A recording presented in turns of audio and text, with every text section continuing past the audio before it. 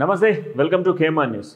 Right, Telangana రాష్ట్రంలో ఇప్పుడు BJP versus Congress నడుస్తూ ఉంది. ఎందుకు నడుస్తూ ఉన్నది అని అంటే గడిచిన 3-4 రోజుల క్రితం మనం చూసుకున్నట్లయితే ఇక్కడ బీజేపీ అండ్ కాంగ్రెస్ మధ్యలో ఏం జరిగింది అని అంటే కాంగ్రెస్ వాళ్ళంతా కూడా ఢిల్లీకి పోయారు. ఢిల్లీలో ఓ రోజు పార్లమెంటు, ఓ రోజు జంతర్ మంతర్, ఓ రోజు రాష్ట్రపతిని కలిసే ప్రయత్నం ఇవన్నీ చేసిండ్రు. దేనికోసం?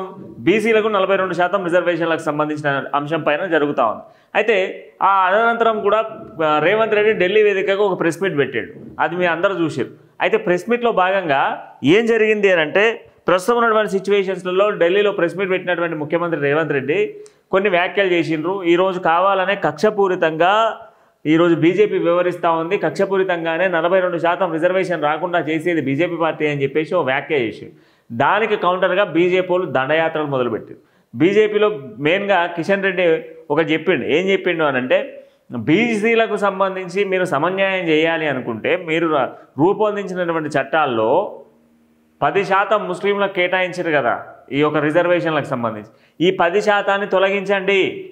తొలగించి 42% కంప్లీట్గా బీసీలకు కేటాయించినట్లయితే నేను బాధ్యత తీసుకుంటా. నేను బాధ్యత తీసుకొని మోదీతో మాట్లాడి నేను బీసీ రిజర్వేషన్ అమలు తీసుకొచ్చే బాధ్యత నాది అని చెప్పేసి సవాల్ చేసిండు కిషన్ రెడ్డి. అయితే ఇక్కడ ముస్లింలకు సంబంధించినటువంటి అంటే మైనార్టీస్కి సంబంధించి 10%ను ఈ యొక్క 42%లో 10% మైనార్టీస్కి సంబంధించిన మైనార్టీస్కి కూడా కాంగ్రెస్ పార్టీ పెట్టింది.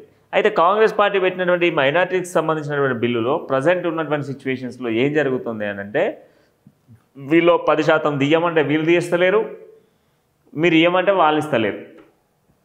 ఇది పెద్ద గందరగోళంగా నడుస్తూ ఉంది.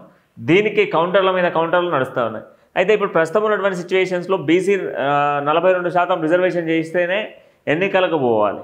ఒకవేళ 42% రిజర్వేషన్ చేయకపోతే ఎన్నికలకు పోయేటువంటి సిచ్యువేషన్స్ లేవు.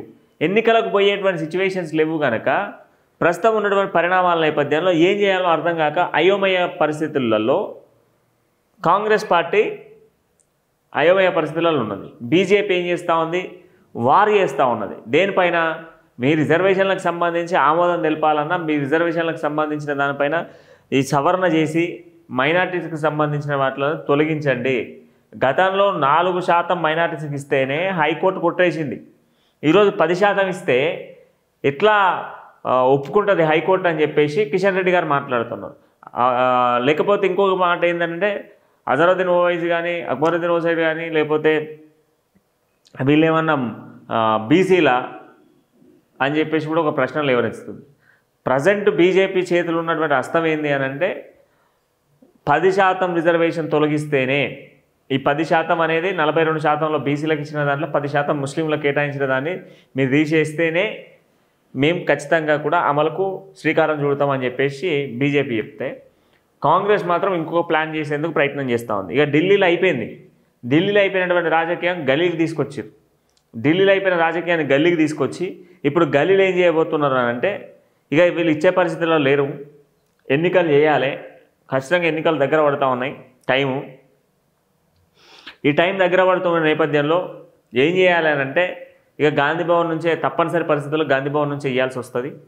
గాంధీ భవన్ నుంచే ఇవ్వాలని చెప్పేసి ఓ నిర్ణయానికి వచ్చేటువంటి అవకాశాలు కనబడుతూ ఉన్నాయి. దానిపైన కూడా రేపో మాపో ఒక క్యాబినెట్ మీటింగ్ పెట్టుకొని చర్చించుకొని వెళ్ళిపోతారు. ఎందుకంటే వచ్చే నెల డెడ్ లైన్, వచ్చే నెల 30వ తారీఖు డెడ్ లైన్. ఇది ఆగస్టు, సెప్టెంబర్ 30 లోపు ఎన్నికలు పూర్తి చేయాలని చెప్పేసి టైం ఇచ్చింది తెలంగాణ హైకోర్టు, సూచించింది. ఎవరికి? ఎలక్షన్ కమిషన్కు, ఈసీకి ఇచ్చింది, ప్రభుత్వానికి ఇచ్చింది. ఇచ్చినటువంటి సమయంలో వీళ్ళు క్లోజ్ చేయాలి. క్లోజ్ చేయకపోతే ఇక వీళ్ళ పని అంతే. ఇక కోర్టు నిర్ణయం తీసుకుంటుంది.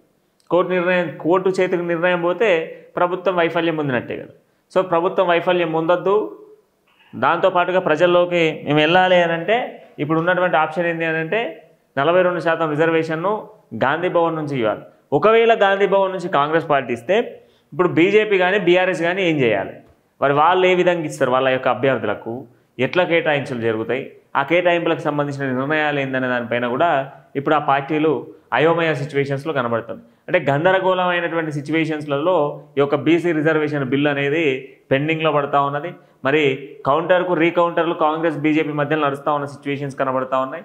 ఏదేమైనా మన ప్రస్తుతం ఉన్నటువంటి సిచ్యువేషన్స్లో రిజర్వేషన్లకు సంబంధించి ఒక 3-4 రోజులకు సంబంధించినటువంటి 3-4 రోజులలో ఒక క్లారిటీ వచ్చేటువంటి అవకాశాలు కనబడతా ఉన్నాయి.